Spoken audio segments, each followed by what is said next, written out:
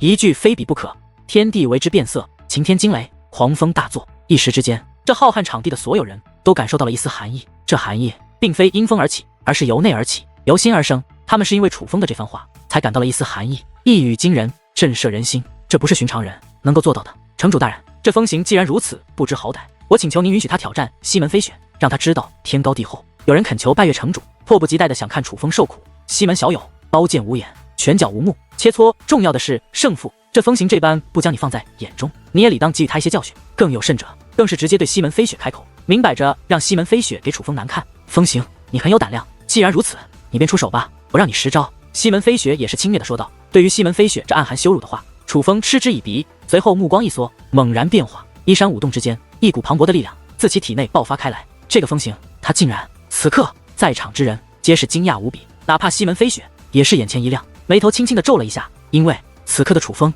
修为已不再是4品半地，而是5品半地。在动用雷霆铠甲之后，楚风也动用了雷霆羽翼的力量，但是与先前一样，虽然动用了传承血脉的力量，让自己的修为得到了提升，但是楚风却没有展现出那雷霆羽翼。在外人看来，此刻的楚风修为得到了提升，可外表却没有任何变化，所以众人都觉得楚风是从一开始便隐藏了修为，否则不可能这样轻松的就提升修为。此时此刻，许多先前羞辱楚风的人都是脸色一变，内心开始不安起来。他们忽然意识到自己还是轻看了这个叫做风行的年轻人，而那些看好楚风的人嘴角都掀起了一抹期待的笑意。楚风的实力很强，他们先前之所以觉得楚风不如西门飞雪，乃是楚风的修为不如西门飞雪，而并非其他。但是眼下楚风的修为已与西门飞雪相同，在他们看来，这就很可能是一场势均力敌的比拼，将很有看头。难怪如此自信，原来是隐藏了修为。既然这样，那我便改变主意了，不再让你10招。西门飞雪说道。他此话一出，台外嘘声一片，都觉得西门飞雪是心虚了，是害怕了，所以才收回了先前的话。然而就在大部分人都这样以为的时候，西门飞雪却再度开口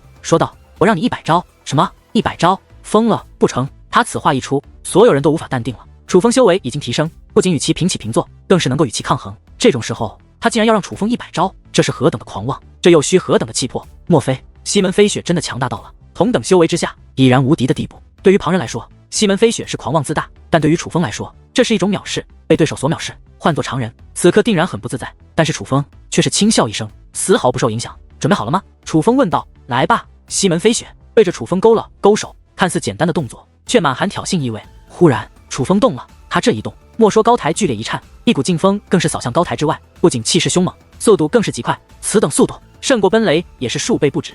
还未靠近，楚风已然连续出手，拳掌交错，每一拳每一掌都会发出呼啸一般的风鸣，惊雷一般的炸响。威势与实力共存，速度与威力同在。楚风的实力绝对超出了同等修为的小辈，可就是这样凶猛的攻势，西门飞雪却是不以为然，任凭楚风的拳脚如暴雨中的雨点一般不断向其拍打而来。可是西门飞雪却宛如狂风中的细柳，随风而摇，随风而动，却不为狂风所伤。10、20、30、40、50，躲避楚风攻击的同时，西门飞雪竟然开口说话，说出了楚风已经发出的招式数量。二人差距竟如此之大，众人震惊了，哪怕在场的前辈们也是震惊无比。此刻在场的人数之外，尚且还能淡定的不超过3人，因为楚风的攻势已经足够强横，得到了大部分人的认可。可是哪怕这样的攻势，却也无法伤及西门飞雪分毫，并且西门飞雪任由楚风出手，却是不还手。这说明什么？这只说明了一点，任凭这叫风行的年轻人再强，却也远不如西门飞雪。见到这一幕，如拜月城主等人脸上都露出利奥得意的弧度，在他们看来，楚风是注定要倒大霉了，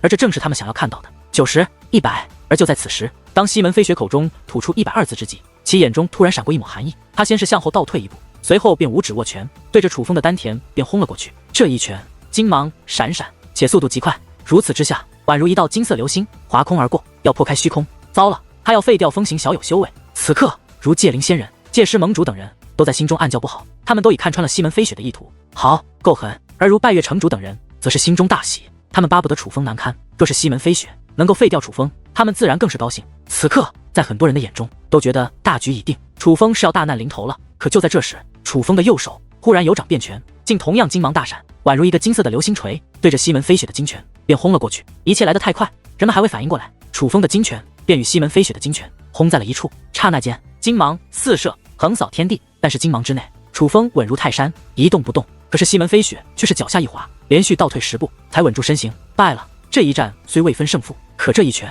却是西门飞雪败了。震惊，无声的震惊，莫说围观之人，就连西门飞雪也愣在了那里，看着自己那已经破裂、满是鲜血的拳头，鲜血直流，传来阵阵痛意思的拳头，西门飞雪目若呆鸡，愣在那里，感觉不可思议，甚至不敢相信眼前的一切。败了，他西门飞雪竟然会败？怎么样，你还打算继续让着我吗？就在众人震惊之际，楚风却是轻笑一声，一声轻笑，宛如惊雷于心中炸响，将所有愣住之人都给惊醒过来。逆战4品，这风行竟然是逆战4品的战力！忽然有人惊呼一声，与此同时，面露无比吃惊之色，那看向楚风的目光简直不像是看待一个人。我的天哪，他竟如此之强！而在此之后，众人皆是吃惊无比，他们都发现了，楚风之所以能胜西门飞雪，并不是因为他用了什么特殊的手段，而是因为他拥有逆战4品的战力。4品战力，这在整个五之圣土，除了精灵王国的那位公主之外，似乎还无人拥有。可是眼下竟然出现了一位拥有逆战4品的人，这可以说是人族之中绝无仅有的第一人，也是唯一一人啊！这叫人们如何能不吃惊？如何能不震惊？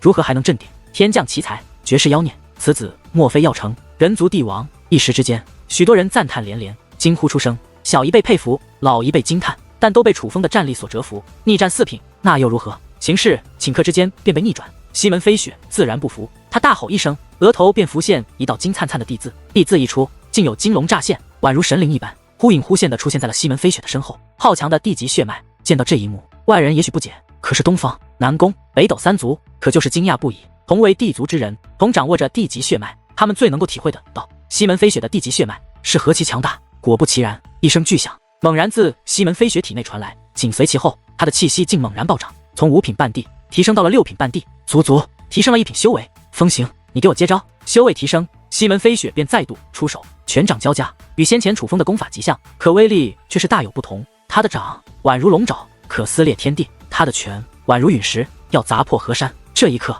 人们又震惊了。楚风刚刚展现出逆战4品战力，本来可以胜过西门飞雪了，可西门飞雪却在此刻提升1品修为。二人，一位5品半地4品战力，一位6品半地3品战力，按理来说依然是不相上下。可是先前的种种表现，显然西门飞雪更为强大。楚风抗得住吗？就在众人担心之际，楚风不闪不避，已然出招，双腿如龙尾，横扫天际，鞭打虚空。西门飞雪用拳掌，他便用腿脚，且力量与威势皆不落下风，反而还要胜过西门飞雪。二人明明是血肉之躯，可是拳脚相对，却发出钢铁一般的声明。此等坚硬的身躯，怕是用钢筋铁骨来形容，二人也是不足。惊叹，众人自然惊叹，二者的实力的确超越了寻常的小辈，达到了连长辈们也要惊叹的境界。忽然之间，钢铁的声明化作了滔天的巨响，巨响传来之际，也掀起了道道涟漪。楚风的攻势已然越来越凶，越来越猛。此等攻势之下，西门飞雪也只能连连后退，面露难看之容。此刻，众人眼中的惊叹再度浓郁了几分，许多人已是惊得合不拢嘴。楚风已从军事占据了上风，开始压制西门飞雪。不要保留了，拿出你最擅长的剑吧，否则你不是我的对手。楚风一边压制西门飞雪，一边冷声讥讽：“让我出剑，你还不配！”西门飞雪冷哼一声，随后眼中杀意涌动，双掌双腿一同变化，他是要施展武技。然而就在这时，楚风面带冷笑，忽然一掌轰出，只见一道流光闪过，楚风便以迅雷之速度，直接将这一掌落在了西门飞雪的胸口之上。一掌击中，西门飞雪顿时倒飞而出，落地之时恋恋翻滚，险些没滚下高台。而当其起身之际，也是脸色苍白，紧抓胸口，紧皱着眉头，紧咬着牙关。他在忍此刻的伤势，可是最终还是无法安抚体内那翻涌的血液，于是嘴巴一张，一大口鲜血便喷洒而出。这一刻，人们又是神情一变了，心中陷入了沉思。连续交手2次，风行竟都占据了上风。莫非这个叫风行的年轻人真的要强于西门飞雪？风行，你真是逼人太甚！西门飞雪抹去嘴角的血迹，已是满面怒容。自认为是绝世天才的他，对他来说足以重要的便是自尊，但是眼下他那最为重要的自尊遭到了践踏，这对他来说是无法容忍的。终于，一道银芒在西门飞雪的手中闪过，一把长9尺、宽半寸的长剑便出现在了西门飞雪的手中。此剑通体银色，没有雕花刻画，看似很是寻常，可它却偏偏极不寻常。此剑一出，莫说西门飞雪气息变化，战力暴涨，这片天地的武力都开始奔腾涌动，哪怕连虚空都开始扭曲变化，而种种变化皆引纳剑而起。半成地冰，好一把半成地冰，只看一眼也是知道，这是一把比楚风的青红剑与紫红剑品质还要高的半成地冰。差点忘记，西门飞雪最为擅长的便是用剑，看来他是要动真格的了。天仙剑，久闻其名，今日终于能够一见真容了。众人议论纷纷，却又惊喜无比。素闻西门飞雪的天仙剑有多料的，今日中的一剑，他们自然欣喜无比。好一把天仙剑，果然名不虚传。而就在众人欣喜之际，人群之中忽然传来一声呐喊。此音一出，众人皆是将目光投了过去，这才发现人群之中一处不引人瞩目的角落，一个头戴斗笠、身穿布衣的老者已然站起身来。这位老者隐藏了修为，看不出实力，在人群之中属于是一眼望去毫不起眼的那种人。但是此时此刻，人们将目光凝聚在他的身上，越是观看，越是内心起伏，觉得此人绝非寻常之辈，应该是一位隐世的高手，至少有着5帝的修为，否则不可能将自己的实力隐藏这般滴水不漏。此刻，楚风也将目光投了过去，看到这位老者，楚风则是心中暗喜。此人虽夸西门飞雪，但楚风知道此人乃是他的靠山，而此人不是别人，正是青木南陵的开山祖师百里玄空。想不到这天仙剑真的在你手中。百里玄空说道，看来你也认得天仙剑。西门飞雪说道，这是自然。百里玄空呵呵一笑，随后说道，相传56723年前，五之圣土东南方有座茂田山，茂田山内居住一位隐世高手，此人修为一般，可却是界灵师的大师级人物，只差一点便可成为龙纹级黄袍界灵师。他闭关于茂田山之内，为的就是能够突破瓶颈，踏入龙纹，以报血海深仇。然而一日，天降巨石落于茂田山内，此时非同小可，一经落下，顿时化作火海，燃向四面八方。茂田山内莫说一草一物，整座山脉都被烧成了无边的深谷，火焰滔天，浓烟滚滚。隐世高手惊醒，尽管逃过一劫，却也难灭此火，直到火焰燃烧133天之后，才渐渐熄灭。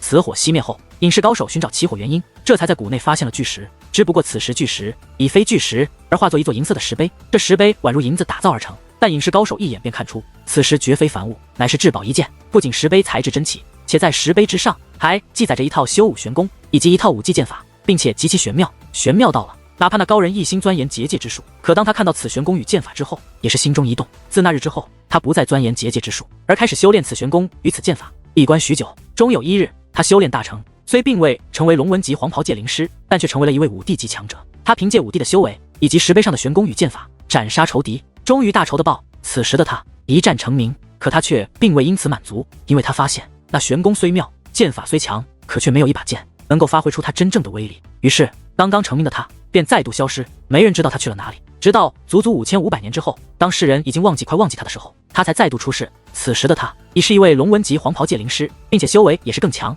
但他最强大的却是手中的那把剑，此剑正是天仙剑。原来他闭关多年，乃是钻研练兵之法，为的就是将那块石碑练成一把半成地兵，而他成功了，并且将此剑命名为天仙剑。凭借天仙剑以及天仙剑法，他纵横五之圣土，少有敌手，并且专杀恶人，让无数为恶之人谈之色变。而他也是自称为天仙剑客。后来天仙剑客大寿将至，便将那石碑上的剑法刻于天仙剑上。世间传闻，只要得到天仙剑，便可得到天仙剑客的真传，得到那天外石碑的真传，这才造就了天仙剑的威名。百里玄空凝重地讲述道，想不到天仙剑竟有如此来历，这是真的吗？听得此话，在场的不少人都是倍感意外，惊讶不已。尽管他们早就听闻天仙剑的威名，但却只是天仙剑自身的强大，却根本不知道这个故事。你说的故事我不知真假，但这天仙剑内的确蕴含着一套剑法，其名为天仙剑法。西门飞雪摆剑说道，竟是真的，难怪西门飞雪的剑法如此出众，原来也是与这天仙剑有关。听得此话，所有人都将目光投向了天仙剑，瞪圆了双眼，甚至动用手段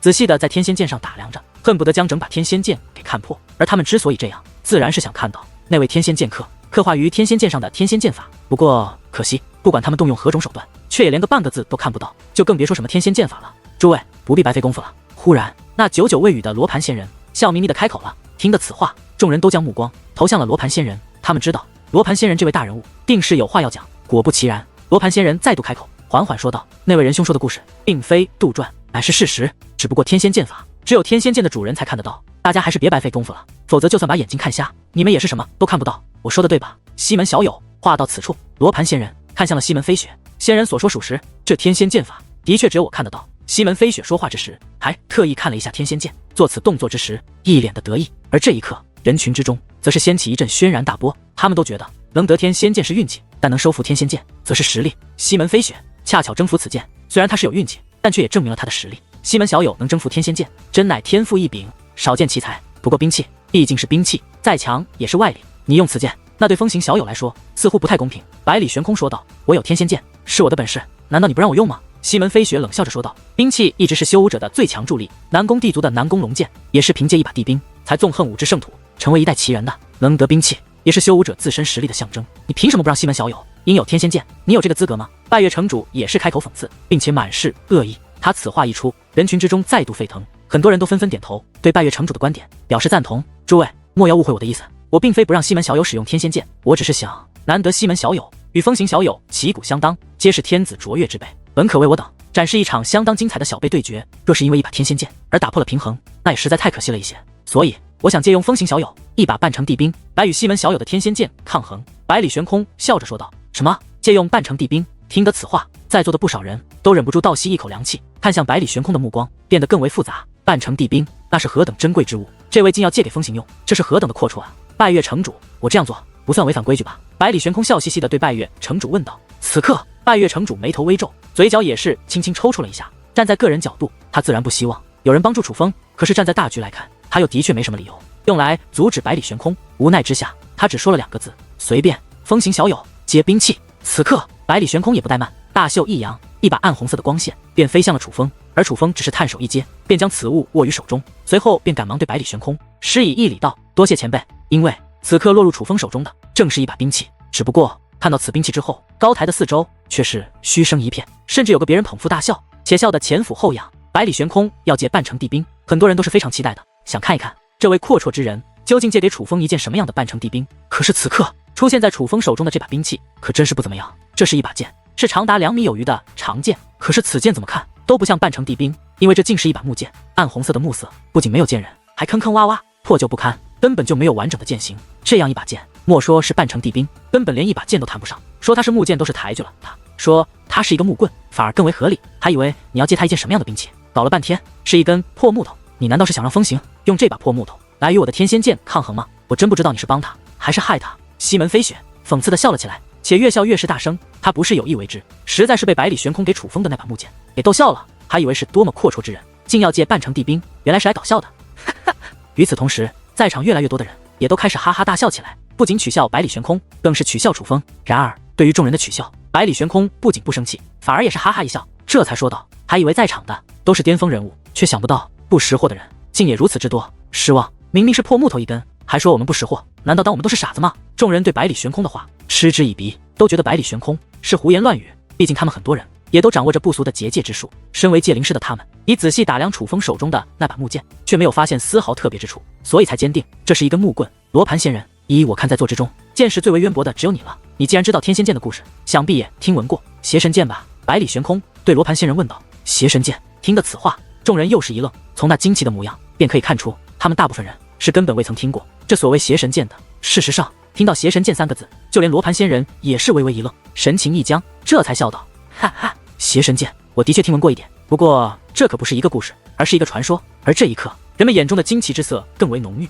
对于5之圣土的传说，无论男女老少，他们都很喜欢听，毕竟这能增加他们的见识。邪神剑可是一个非常古老的传说，相传那是非常久远的年代，是远古过后世界渐渐复苏，衰落的武者们刚刚崛起的年代。那个年代帝王还未出世，但却出现了一位有资格稳定帝王的存在，但这位不是人，而是一位妖兽。没人知道他是什么妖兽，因为他一直以人类的模样出现，人们印象中的是他的手中有一把血红色的长剑，这剑嗜血如命，饮血成性，每个死在此剑之下的人都会被此剑吸干鲜血，所以此剑令无数人闻风丧当。而这剑便是邪神剑，也正因那把邪神剑，有人称他为邪神。据说当时的邪神，整个5之圣土除了远古精灵，无人能够牵制于他。有人说邪神实力滔天，若是换一把帝兵，怕是远古精灵也不是他的对手，会成为那个时代的帝王。但以当时邪神的实力，若想得到一把帝兵，定然也不是什么难事。于是便有另外一种说法，说邪神不是不想换兵器，只是奈何他换不了，因为他能有当时的成就，正是凭借那把邪神剑。若是没有邪神剑，邪神便不会那样强。而后来邪神突然消失，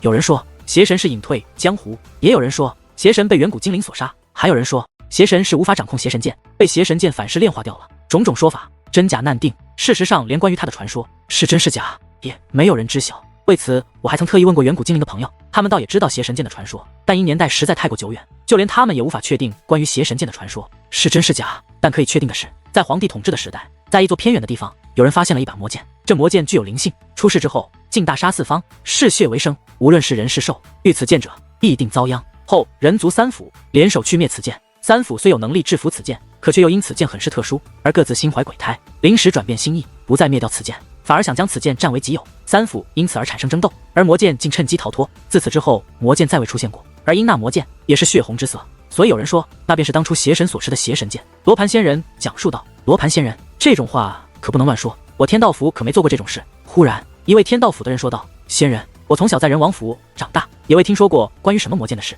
紧随其后，人王府的人也是开口，这种事情不是什么好事，就算在3府之中也是秘闻，你们的身份还不够格，就算你们是3府之人，也自然不会知晓。罗盘仙人鄙夷地说道。先前发问之人被罗盘仙人的话语激怒，可也找不到反驳的理由，毕竟罗盘仙人说得很对，他们虽是3府之人，可实际上地位不高，有些事他们的确不配知道。这位仁兄，你问我邪神剑的事情，该不会是想告诉我，你借锋行小友的这把木剑，就是那传说中的邪神剑吧？罗盘仙人笑眯眯地问道。仙人猜对了，我这把剑正是邪神剑。百里悬空点头说道。然而他此话说的虽是得意，可却引来众人一片奚默，说旁人取笑于他。就连罗盘仙人也是微微的笑了。毕竟之前罗盘仙人已经明确的说过了，关于邪神剑的传说，连传自远古的远古精灵都不知真假，这可谓是真正的传说了。更何况，就算这传说是真的，世间就算真的有邪神剑，那按照传说来看，也绝非凡物，怎么可能出现在这里？再者说了，楚风手中的那根破木头，怎么看也无法与邪神剑产生关联。莫说旁人这样认为，其实就连罗盘仙人也这样认为。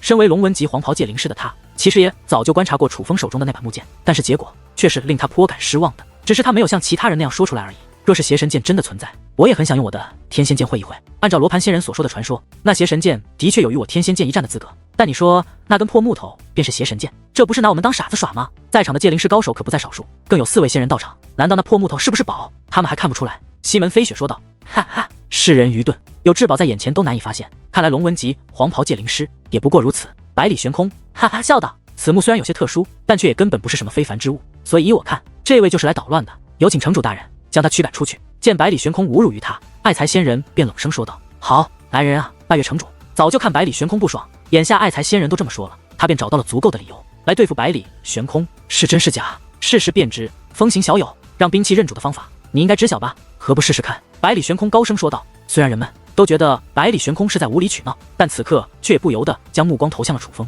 眼中还泛起一抹期待之色。不过这种期待可不是什么好的期待，而是坏的期待，是期待楚风失败，好让百里悬空滚蛋。这种情况下，楚风的压力倍增。好说歹说，楚风也是一位界灵天才，并且还掌握着他人所不具备的天眼，所以从一开始，楚风就发现百里悬空给他的这根木头没有什么特殊的，根本谈不上什么兵器。本来楚风还以为百里悬空是另有深意，但现在来看，显然不是这样。这样一根破木头，就算灌输了自己的武力，又能怎么样？我的老祖啊，你这不是难为我吗？楚风心中哀怨，可却也是自掌心之中传出一缕武力，灌入了手中的木棍之中。然而这次武力的灌输，却让楚风眼前一亮。这根木头不仅吞噬了楚风的武力，并且吞噬的极快，简直就像干枯的大地吞噬了一滴露水一样，瞬间便将楚风的武力吸食得干干净净，连痕迹都不留。可行，经验丰富的楚风此刻心中开始起伏，他已经意识到这根破木头要比他想象的有看头。于是楚风便紧握木棍，调转丹田内的武力，开始源源不断地将自己的武力灌入那木棍之中。楚风这一灌，心中更是大为吃惊。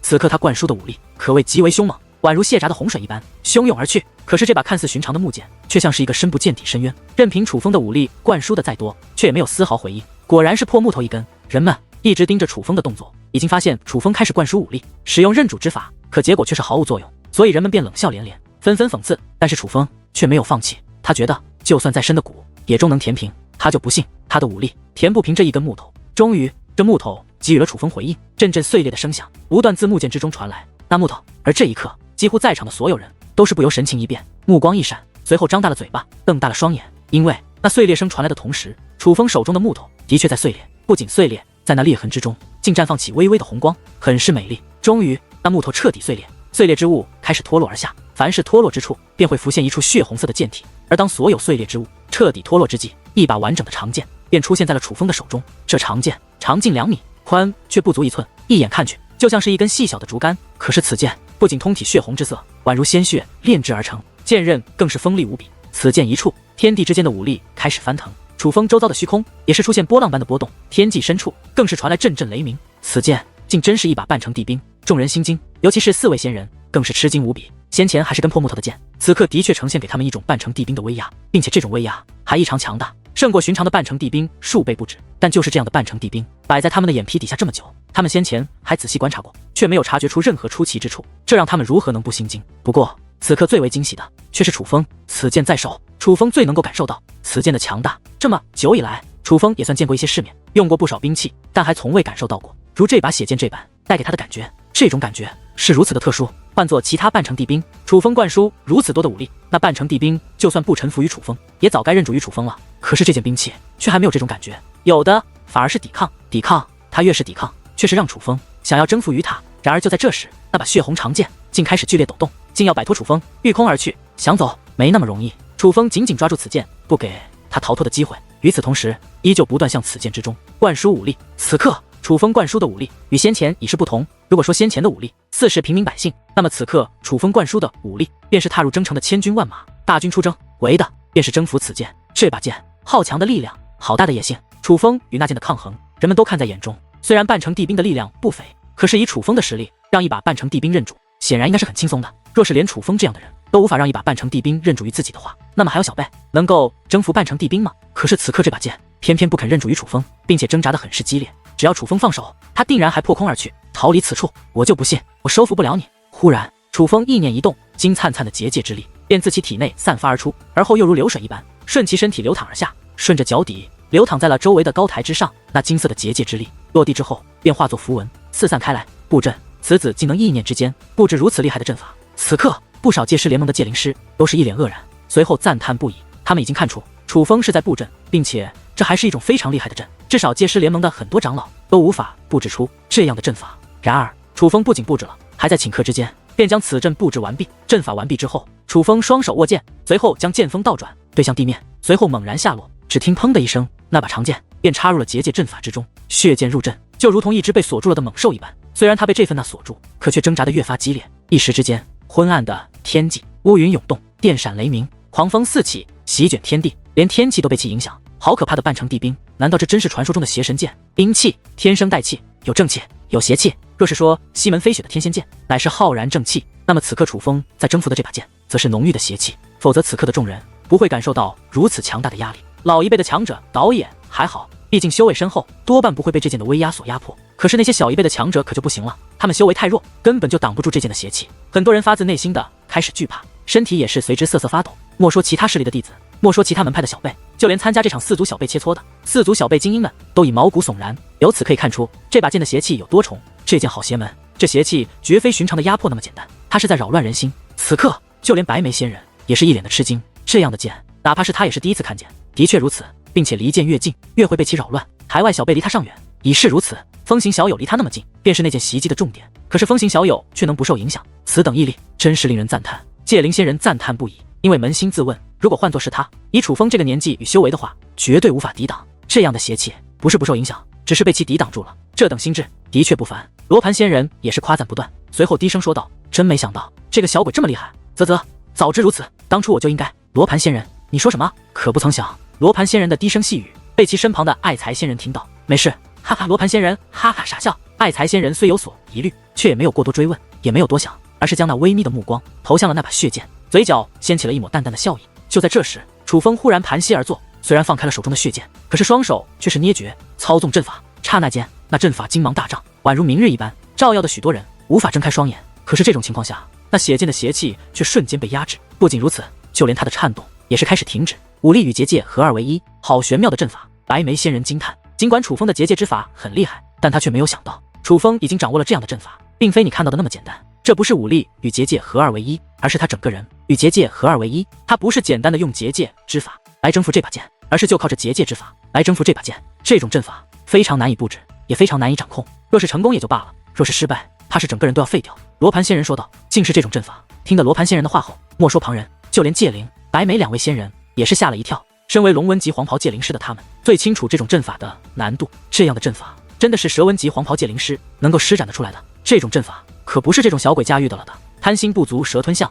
怕是要被反噬。爱财仙人可不相信楚风能驾驭得了这种阵法，那可未必。罗盘仙人笑道。听得此话，爱财仙人有些不悦，可想到说话的是罗盘仙人，最终也没有反驳，而是摆出了一副走着瞧的架势。忽然之间，那沉默的剑体微微颤动一下，可是这微微一颤，竟散发出了血红色的涟漪。那涟漪席卷四面八方，不仅自楚风体内冲击而过，更是冲向了整个结界阵法。一声巨响之下，楚风不仅被击飞开来，其所布的阵法也是瞬息破灭。楚风落地之际，浑身是血，筋骨寸断，气息更是低迷的不得了，简直就像是一个快要死去的人。失败了。界灵仙人脸色发青，这并非他想看到的局面。不自量力，我就说吧，这种阵法岂是他小小蛇纹界灵师能够施展的？没有暴体王，只是受了皮肉之伤，已是他的造化。爱财仙人则是冷笑连连，得意洋洋，说话之间还看向了罗盘仙人一眼，就像是在说：“你看我看的比你准吧？不是风行失败了，他的阵法驾驭得很好，只是奈何这血剑太强，破开了那阵法。此剑真是不容小觑啊！”罗盘仙人说话之时，眼中难得的闪过了凝重，强词夺理。爱财仙人撇了撇嘴，小声嘀咕，而罗盘仙人则是哈哈一笑，随后对爱财仙人说道：“难道结界之术你比我懂？要不要比试一番啊？鲁三剑半城地兵的，你看如何？”听得此话，爱才仙人的嘴角一阵抽搐，却不敢应答。要是结界之术，他能比得过罗盘仙人，也就不至于在这里处处忍让了。10仙之中也有名次之分，而他显然不如罗盘，就算不服，也只能忍。就在这时，那血剑忽然破开地表，便化作一道血光，冲天而起，欲要逃离。然而，就在这时，忽然一只大手凭空出现，一把抓住了那把血剑。这样一幕让众人目瞪口呆，因为那抓住血剑的竟是身负重伤的楚风。风行，你不要命了，快放开他，否则他会要了你的命！界灵仙人高声喊道。事到如今，他已经能够确定，这把血剑绝非寻常的半成地兵，邪气实在太重了。说起是把魔剑也不为过，而这样的兵器是有杀心的。先前楚风精力充沛，若无法征服此剑，此刻身负重创，若还继续，怕是会被此剑重创。多谢前辈提醒，不过这把剑我要定了。楚风的眼中闪过一抹决意，随后整个人都变得完全不同。忽然，他身体从空中落下，站到了布置阵法所在的地方，砰的一声，又将那把血剑插入了地表之中。然而，此刻血剑竟传来一声怪叫，这声怪叫之后，一道血色气焰忽然乍现，瞬息将楚风吞噬。与此同时，漫天的乌云竟也化作了血红之色。隐隐之间，人们仿佛能看到天际之上有无数冤魂飘动，发出令人胆寒的求救声。起初人们以为那是幻想，可是渐渐的冤魂越来越清晰，且越来越多，简直遮天蔽日，数不胜数。这一幕可吓坏了不少人。兵器含冤魂，那定是杀过无辜之人。这把血剑蕴含这么多冤魂，可想而知，它是一把什么剑？定是魔剑无疑，并且就算在魔剑之中，也是上等的存在。太邪了，这剑实在太邪。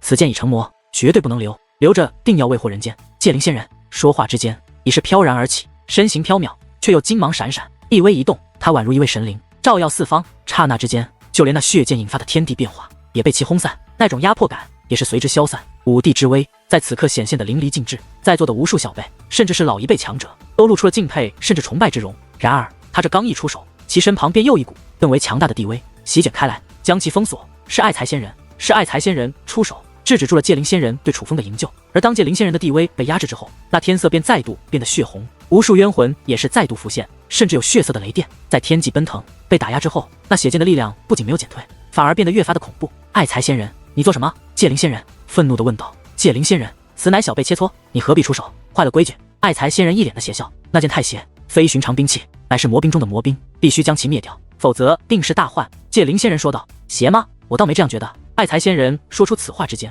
有意无意地看了一眼那把血剑，眼中浮现出一抹贪婪之色。罗盘仙人要救风行，否则他会被此剑吞噬而死；要灭此剑，否则此剑怕要屠戮苍生。无奈之下，界灵仙人只好请求罗盘仙人出手。剑的确是把魔剑，否则不会有冤魂在天。看这数量，爱的确是造了不少孽啊。此刻，哪怕始终笑眯眯的罗盘仙人，看着那飘在血空之中的满天冤魂，也是一脸凝重，长叹一声。不过魔剑虽恐怖，可却也是难得的宝贝，若是有人能够收服此剑，也未必不是一件好事。罗盘仙人又说道。罗盘仙人，你的意思是？界灵仙人一惊，再看一看吧，我倒是觉得风行小有戏。罗盘仙人看着楚风说道，眼中也浮动着一抹期望。听得罗盘仙人的话后，所有人都再度将目光锁定在了楚风的身上，心想，难道这个风行真的连这样一把魔剑都能征服？这究竟怎么回事？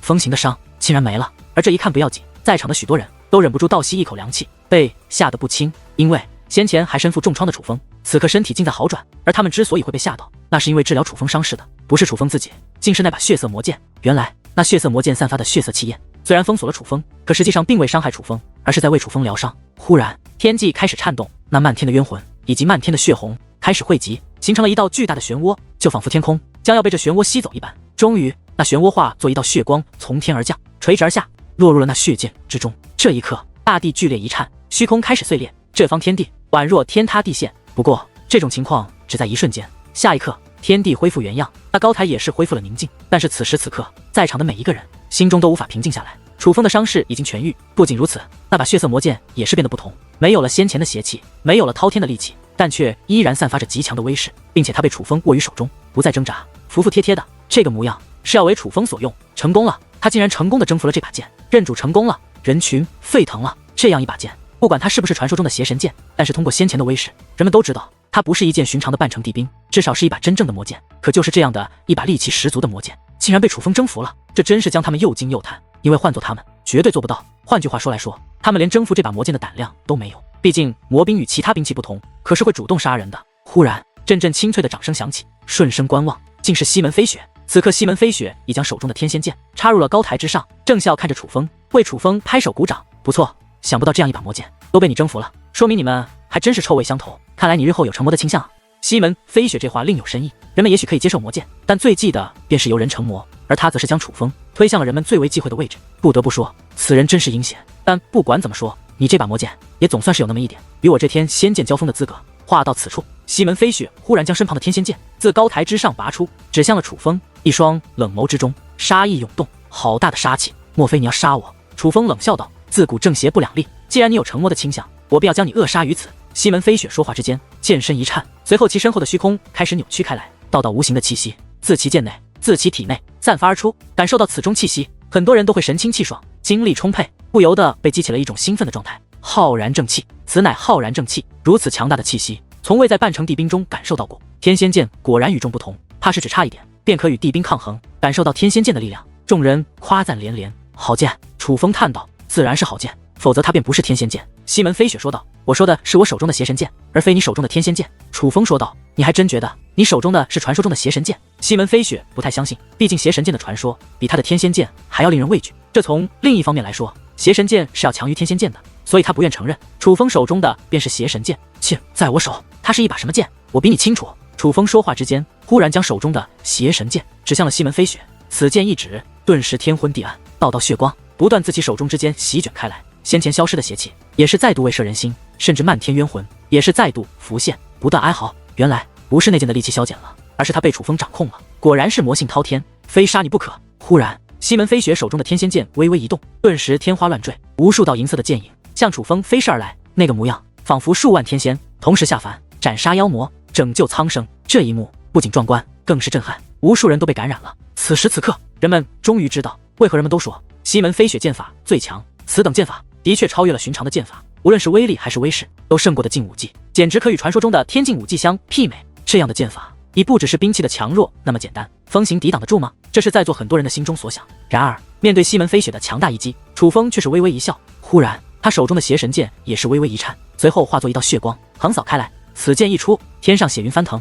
数道血红色的雷霆从天劈落而下，落在了高台之上。剑一动便可引发天地变化，这已不只是剑法这么简单。终于血光四起的高台恢复了平静，但是西门飞雪却已跌落台下。尽管努力支撑身体不到，可身体却在瑟瑟发抖。败了！西门飞雪竟然败了！最擅长用剑的西门飞雪终于用了他的天仙剑，可却被对方一剑击败，这是何等的嘲讽！就在这时，精疲力尽的西门飞雪竟瘫倒在地。与此同时，手中的天仙剑也是落在了地上。天仙剑落地之后，竟然开始剧烈抖动，四下闪躲，就像看到了饿狼的羔羊想要逃脱一般。这一幕让人们又是眼前一亮，惊讶的张大了嘴巴，因为那个模样是惧怕。这传说中的天仙剑竟然惧怕了？怕什么？兵器不会怕人，兵器怕的只有兵器。可是在场的兵器有哪一把会让天仙剑惧怕？想到此处，人们都将目光投向了楚风手中的血色魔剑，因为他们能够想到的也只有这把血色魔剑。在场的兵器之中，只有这把血色魔剑能够让天仙剑惧怕了。为了试探真假，还有人还悄悄取出来自己的兵器，兵器在手，竟也都开始剧烈的颤抖，想要躲避开来。而他们躲避的反方向，正是来自高台，来自风行，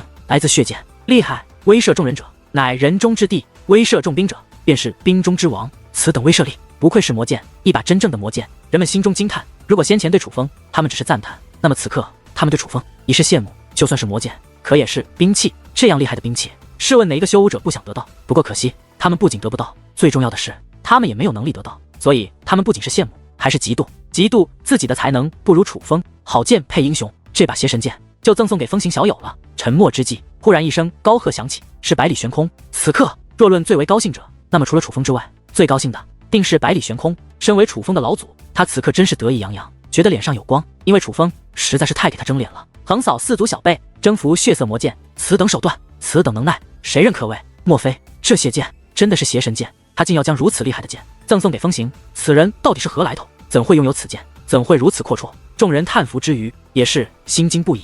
他们已经不想去猜那血色魔剑是不是邪神剑了，不管它是不是邪神剑，都将成为一把名剑。他们去猜的是百里悬空究竟是何方神圣。毕竟连4位仙人都无法看出此剑是宝的时候，唯有他坚信那此剑是宝，并且最终他还是对的。这样的人有这样的剑，还将这样的剑赠给他人，实在是不得不令人深思此人的来历。多谢前辈。而楚风也不客气，毕竟他心中清楚，台下的并非外人，乃是自己的祖师。况且此剑也确实对他的胃口，哪怕此剑已经认主于自己，楚风能感受到此剑的强大，强大到远非紫红剑与青红剑可比。可楚风却仍然无法完全掌握它，这是一把他还无法彻底掌握的剑，这剑还蕴藏着无法确定的力量。而也正是这种东西吸引着楚风，想要彻底征服于他。风行小友果然是天纵奇才，拜月城主，可以宣布结果了。忽然，人群之中有人高声说道，而此人竟是东方地族之人。与此同时，各种声音不断响起，不仅有人夸赞楚风，还有人表明想与楚风交个朋友。这种情况下，拜月城主已经无需宣布结果，因为在大家心中，这个叫做风行的年轻人已是成为众人眼中的圣者，而实际上也的确如此。楚风的实力已然尽显，很多人都觉得这叫风行的年轻人简直惊为天人，有成为这个时代帝王的资格。此种情况之下，暗地里想拉拢楚风的人越来越多，能代表整个势力的，如九世之辈，便代表各自的势力，想与楚风结交。值得一提的是，除了青木山之外，其他8座势力都想与楚风攀上关系，哪怕已经收楚风为挂名弟子的戒师联盟也是如此。尤其戒灵仙人这位戒师联盟堂堂的会长大人，更是亲自开口，明面上表达了他对楚风的喜爱，而事实上也的确如此。毕竟当楚风遭到那些神剑反噬的时候，他也是唯一一个出手想要解救楚风的人。至于那些无法代表自己势力的人，也以各自的名义想与楚风成为朋友。那些小门小派或者隐士的宗门也就不说了，就连三府的人也都开始与楚风暗中沟通。事实上，他们很是悔恨他们三府之中没有大人物到场，否则若是将这叫风行的年轻人拉拢到他们的势力，那也定是一个不小的收获。风行小友，正所谓不打不相识，若是可以，我北斗地族想邀请风行小友与那位戴斗笠的兄台到我北斗地族做客，若是2位有事在身，倒也无妨，我可赠送2位北堂地令，2人随时可以到我北堂地族做客。只要你们来，我北堂地族便以上宾对待。就在这时，北堂地族的族长竟然站起身来，当众拉拢楚风与百里玄空。风行小友，我东方地族也想要请风行小友做客。然而更为令人吃惊的是，就连东方地族也开始要请楚风。东方族长这一开口，便让人们惊讶的长大了嘴巴。北堂地族也就算了，毕竟他们的小辈没有与风行交过手，可是这东方地族的东方泽轩可是惨败于风行手中的，他们竟然还邀请风行，这真是让人们感觉匪夷所思，无法理解。2位族长莫要争抢，就算是做客，我觉得风行小友最应该考虑的乃是我南宫地族。此刻就连南宫北斗也是站起身来。这一刻，人们再度吃了一惊，但是看着3位族长大人那满面热情、满目欣赏的模样，他们却又很快释然了。连南宫地族都邀请风行了，这说明什么？这说明这个叫做风行的年轻人的确是才华出众，达到了3大地族都要主动与其冰释前嫌、化敌为友的地步。南宫北斗，你此话何意？东方族长有些不悦地说道。就是凡事还讲得先来后到，就算是做客，风行小友也该先考虑我北堂地族，怎会考虑你南宫地族？北斗族长更是一脸不爽，毕竟他是第1位邀请风行的。风行小友连伤我一女俩，可我对风行小友却是满满的欣赏，毫无恨意。我觉得单单是因为这种欣赏，风行小友若要选择做客，就理当先来我南宫地族做客。南宫北斗笑眯眯地说道。他说这话的时候还看向了楚风。楚风发现他虽然满面笑容，可是眼中却依然是看不出真正的欣赏。想必他拉拢楚风只是看中楚风的才华，为日后铺路而已，而并非欣赏楚风的才华才邀请楚风。而再想到南宫北斗对他的所作所为，楚风心中便冷笑连连，于是对众人说道，北堂地族与东方地族的邀请我倒是可以考虑，毕竟盛情难却，但是南宫地族的邀请还是算了吧。虽然我风行是位胆大之人，可是这南宫地族我真是万万也不敢去啊。风行小友，你这话是为何意？听得此话，哪怕南宫北斗向来很是沉稳，喜怒不流露于表，可是此刻却也是脸色一变。风行小友，莫非你对南宫地族有何误解？就连白眉仙人也是忍不住开口，因为他与南宫北斗不同，经过这场比拼，他对楚风是发自内心的欣赏，而一位南宫地族之人的他，自然希望这个叫风行的年轻人能与南宫地族交好。误会？我想这不是误会。楚风笑眯眯地说着，却是一脸的坚决。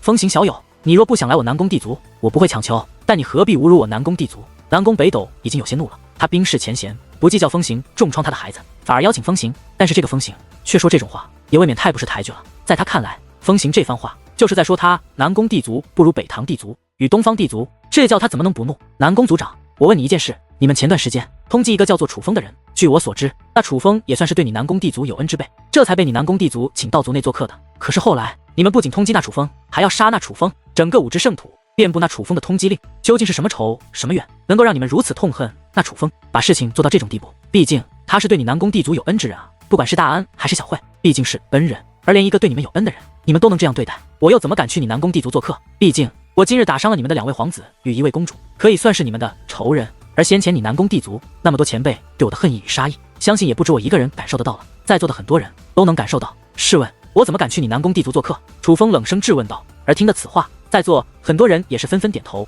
觉得这个风行的年轻人说得很是在理。因为先前南宫地族的怒意与杀意，他们也的确感受到了。风行小友所言在理啊，南宫北斗，这风行小友若是到你族中做客，难免你会暗中对付风行小友。此刻北堂族长也是一脸认真的开口了。说完这番话，他竟偷偷一笑，俨然是一副看热闹不怕事大的架势。的确，就连东方族长也是开口发言，火上浇油。显然这2位族长都因先前南宫北斗的话而心存怨念，是在借机报复。风行小友，先前我族之人对你有怨念，且动用了杀意，那是他们不对，我会说教于他们。不过话说回来，毕竟我儿与我女是南宫地族的皇子与公主，而皇子与公主被辱，他们自然会有所怨念。毕竟守护皇子公主乃是他们的本分，所以在这件事上，我还希望风行小友能够不要介意，因为我南宫地族此刻对风行小友的邀请是绝无恶意，而是发自真心的。但就此事不论，归根结底的说，你与那楚风可是万万不同的呀。那楚风表面假仁假义，但实际上绝非世人看到的那般。提及此事，南宫北斗长叹一声，似是有着无数的难言之隐，却又不方便说出来。其实该说的通缉令上事都已经讲述过了。此刻南宫北斗脸上的为难之色越来越重，但却又瞬间释然，说道：罢了罢了，既然今日提及此事，我就将全部的经过告诉大家吧。其实那楚风当初是故意救我南宫地族小辈，有意混入我南宫地族之中的，为的便是盗取我南宫地族至宝水仙奥义术。水仙奥义术而已，就算再珍贵，也不过一本秘籍。若那楚风真的想要，大可以与我直说，我就算送他，那又如何？可是他却偏偏私下行动，为此他不仅杀了我南宫地族之人，还借机侮辱我南宫地族之人。要知道，被那楚风侮辱的丫头，还只是一个12岁都不到的孩子啊！这楚风简直丧心病狂，猪狗不如。试问这样的人，我怎能不杀？也就是那楚风已死，他若不死，我定要亲自杀他，将他的心挖出来看一看，看一看他的心究竟是不是黑的。若不是黑的，他小小年纪怎能如此狠毒？南宫北斗义正言辞，满含怒意的说道。听得此话，楚风心中忍不住暗骂，这南宫北斗还真是卑鄙无耻，这颠倒是非的功力真不一般。楚风虽然知真相，可是在座的很多人都不知晓。听得南宫北斗的话后，仿佛终于得知了真相，一个个也都开始咒骂楚风的罪行。南宫族长，据我所知，事实好像并非如此。就在这时，楚风笑眯眯地说道：你说什么？听得此话，南宫北斗眉头一皱，我说真正的经过并非如此。既然今日在座的人这么多，那我不妨说上一说。楚风说道。你要说什么？南宫北斗冷声问道。心思缜密的他已经察觉到了不妙，眼前这个叫风行的年轻人，虽然天资卓越，天赋异禀，有成为帝王的潜质，是他想要拉拢的人才，可是似乎对他南宫地族很是不满，处处针对，怕是另有隐情。说什么？我要说关于那楚风被你南宫地族通缉的真相。楚风说道。休要胡言乱语，我说的便是真相。南宫北斗怒喝道。是不是真相的？等我说出来，大家自有分辨。你不让我说，莫非是怕了？楚风问道。我南宫北斗身正不怕影子斜，可我也不能任由你去胡言乱语，蒙蔽大家的双眼。南宫北斗说道。我是要对大家说的，不是对你说，所以我说是不说，还由不得你。话到此处，楚风将目光扫向众人，在座的诸位，那楚风在南宫地族内究竟经历了什么？为何被南宫地族如此痛恨？你们就不想知道真相吗？楚风对众人问道。想。楚风此话一出，莫说小一辈的人物，就连老一辈的强者也是纷纷应答。这不是一呼百应，而是一呼万应，数以万计之人一同答应。见到这一幕，南宫北斗眉头紧皱，一个在今日之前还默默无名的小辈，此刻的竟然骑到了他的头上，这叫他感受到了巨大的屈辱。眼下他真的想一掌拍死这个叫风行的人，因为他已经意识到对方要替楚风伸冤，可是奈何这种情况之下，他偏偏不能出手，只能忍着，尽管憋着很是难受，可这也是没有办法的事情。谁让楚风用自己的实力征服了在场这么多人？这件事说来话长，不过今日我还是决定长话短说。事情的经过是这样的，楚风与南宫地族小辈在练兵仙人的赐兵大会相识，期间楚风曾对南宫地族之人有过帮助，因此南宫地族便邀请楚风到南宫地族做客。按理来说，楚风是客，南宫地族不管如何高傲，也应当尽地主之谊。可南宫地族的3位皇子1位公主，竟联合白眉仙人的弟子刁难楚风，小辈之间的矛盾也就罢了，可楚风不小心在南宫地族内展现了自己的天赋，压过了南宫地族的3皇子南宫天虎。自此之后，南宫地族便是楚风慧眼中钉，并且故意设局，让众多小辈去靠近水仙奥义术，想借助水仙奥义术的判断力来评判楚风是否是威胁。奈何水仙奥义术偏偏在南宫地族众小辈与楚风之间选择了楚风，自此南宫地族杀意已决，便要杀掉楚风。楚风逃脱之后，他们便发布通缉令，四下追捕。不仅如此，更是颠倒是非，把自己的罪责全部都扣在了楚风身上。楚风声音响亮，却有语气平静地说道：事情竟是这样，这是真的吗？听得此话，众人彼此观望，议论纷纷，因为楚风所说之话与南宫北斗说的实在相差太多，现在二者各执一词，他们也是难以判断谁真谁假，谁对谁错。但若风行所说属实，那南宫地族也实在太不是人了。这一刻，倒是东方族长、西门族长、北堂族长以及拜月城主默默地将目光投向了南宫北斗，身在同样的地位，彼此又打过不少交道，所以他们觉得倒是风行所说的话更为可信一些。而很快的，也有许多老谋深算之辈向南宫北斗投去了同样的目光，因为在他们来看，也都觉得南宫北斗说的太过片面，反而风行所言更为贴近实际。虽然看起来很不人道，有失风范，可实际上这往往是大门大派的行事风格，真是信口开河，胡言乱语。风行小友，我不明白你与那楚风是何关系，为何要替他说话？但你若再敢颠倒是非，可休怪我南宫地族不客气，因为我南宫北斗绝对无法容忍任何人包庇那楚风的恶行，哪怕他死了也不行。南宫北斗无比愤慨地怒吼起来。此话一出，天地摇晃，汹涌的地威虽然没有袭击任何一人，可却震慑了在场的所有人。这样的威势吓坏了不少人，尤其是在场的小辈。可是楚风却是面色不改，丝毫不为之所动。